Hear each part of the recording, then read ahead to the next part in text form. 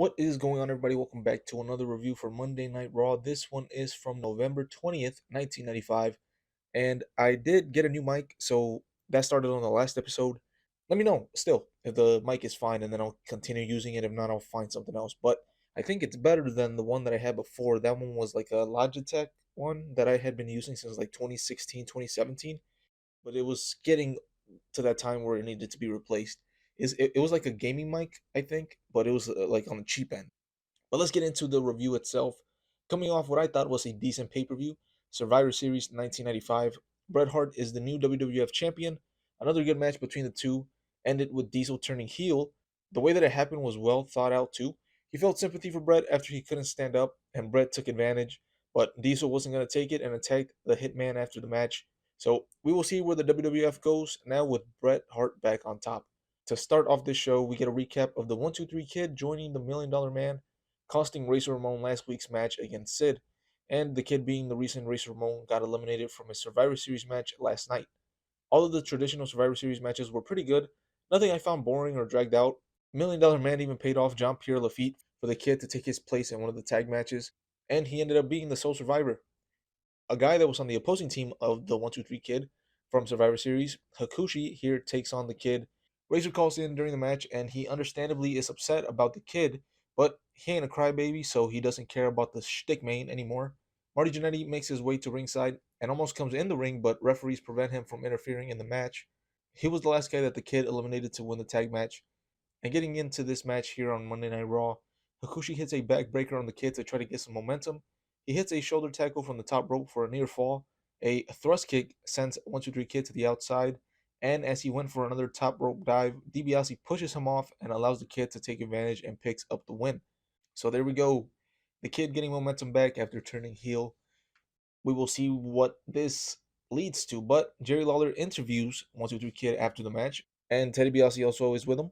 They brag about winning the tag match the night before and taunt Jannetty. So Marty comes out, but Sid comes following right behind. They cheap shot Marty, and Sid power bombs him on the floor. The Kid sticks a bill in Marty's mouth, which I'm pretty sure Jannetty pocketed afterwards. They were probably asking him in the back, "Hey, Jannetty, we need that $100 bill back for the next show." And Jannetty was like, "I don't know. I gave it to like one of the stage guys. I don't know what they did with it." Then, I don't know if I mentioned this before, but the Bulldog is the next in line to challenge for the WWF title. So at the next In Your House pay-per-view, it will be Davey Boy versus Bret Hart. And again, for some reason, they give Bulldog a microphone. His team won at Survivor Series, even though he tried to prevent Ahmed Johnson from pinning Yokozuna. No explanation will ever be given for this, except for the fact that they were both managed by Jim Cornette. It made no sense because then Shawn hit a super kick and Johnson hit a splash, and that time Bulldog didn't try to stop it. And then he just went with it and celebrated the win. So that match in the world of the WWF, there was never going to be any sense made out of it because of all the people that didn't get along with each other being in the same tag team. And then they pulled something off that didn't make sense, like I thought they were. And they won't explain it, they'll just move on. Next up, the mayor of merchandise back again in this episode, this time selling some denim jackets with superstars on the back.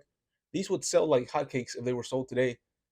And I mean like with superstars of back in the day, not with today's superstars. I don't think anybody would buy a denim jacket with guys like Roman Reigns, Seth Rollins, and Becky Lynch on the back. But if they had like The Undertaker, Steve Austin, and Shawn Michaels, maybe. But next up, we have Skip with Sonny versus Savio Vega. Both of these guys were at Survivor Series. Savio was on Undertaker's winning team, and Skip was on the same team with the 1-2-3 Kid, but he got eliminated. Last night also we had a fake Bill Clinton filling up on Sonny. What a lucky man. But it wouldn't be the first time that Bill Clinton was going to be inviting another woman into the Oval Office, I mean. During the match, Diesel made his way to ringside. He basically put a stop to the match and grabbed the mic. He teases giving an apology to Bret and his fans, but he ain't doing that. He says that for the first time in a year, he slept like a baby. And when he woke up, he saw a smile for the first time in a year, he also says. He looks at Vince and brings up the fact that they try to make him a corporate champion, which they did try to do, but now Big Daddy Cool is back. He tries to blend it between a babyface and a heel because he says that it doesn't matter if you hate or love him, it is what it is. And he does high five a couple of people on his way out. And being honest, this was a better promo than he's been cutting. I mentioned that he's been on the corny side for his promos, but this was more on the real side, which if you let Diesel cut his own promos, I don't think he's going to sound cringe for the most part. At the end of the day, it's still wrestling, and most promos can come off as forced and cringe, but you get what I mean. Diesel works better as a heel than a face, so I think this is going to be a welcome change. He also walks past Shawn Michaels on his way out, and he gives him a hug. So, yeah, keeping it open to interpretation if he's a good or bad guy here. And then, speaking of, we have Shawn Michaels versus Owen Hart. A little into the match, Owen sends Shawn to the outside and hits a baseball slide. Owen hits him with a German suplex and takes control of the match. And guess what he did to wear down Shawn Michaels? A chin lock, B, an armbar, C, abdominal stretch, or D for cock lock. And if you pick D for cock lock, you win. Even though he put him in a chin lock, but I'll still take that answer. Yeah, the same way that they always slow down the match with a chin lock there. Then Owen sets up Shawn for a superplex, but Shawn counters and lands on him for a near fall. Shawn hits a forearm and they both go down. Owen gets up first, but Shawn kips up and goes for his comeback. He hits a flying elbow, gets a near fall. Owen goes crashing into the turnbuckle, and as Shawn sets up for the kick, Owen doesn't turn around, so Shawn goes to get him but eats an enziguri. Another sequence ends with Owen being sent out of the ring and Shawn starts to showboat, but he grabs his head and falls down. The referee, being a stupid idiot, leaves the ring instead of checking on Shawn, but maybe he ran to go get help. Because after commercial, we see some doctors in the ring helping Shawn Michaels. At this point, the crowd had become silent and there is no commentary. Vince McMahon even gets in the ring to see what's going on. At Survivor Series, they played this subtly. When Shawn would be in the ring, he would grab onto his head and kind of make it appear that he was getting lightheaded. Since it is wrestling, the fact that they didn't say anything about it, you weren't supposed to notice it. But here they are creating a storyline from Shawn getting beat up in Syracuse, him coming back too soon and not being at 100%.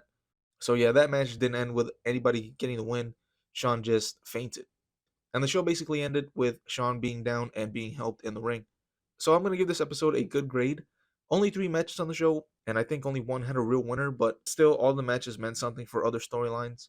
Diesel cutting a good promo and thus ending his corny babyface run, and also the story with Shawn and him collapsing. A pretty good Raw for its time. A cliffhanger for a storyline, a good promo, and matches that meant something.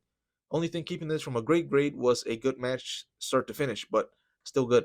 So with that being said, we have some weeks before the next pay-per-view, and what I thought was a big problem for them, they kind of figured it out.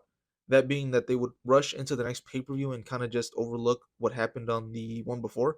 But they were using Survivor Series and stuff before that to build to the next pay-per-view without bum rushing you with all the new feuds and matches coming up for the next In Your House. So I do like that as well. But that's gonna do it for this episode. I'm out. I'll catch you guys on the next one.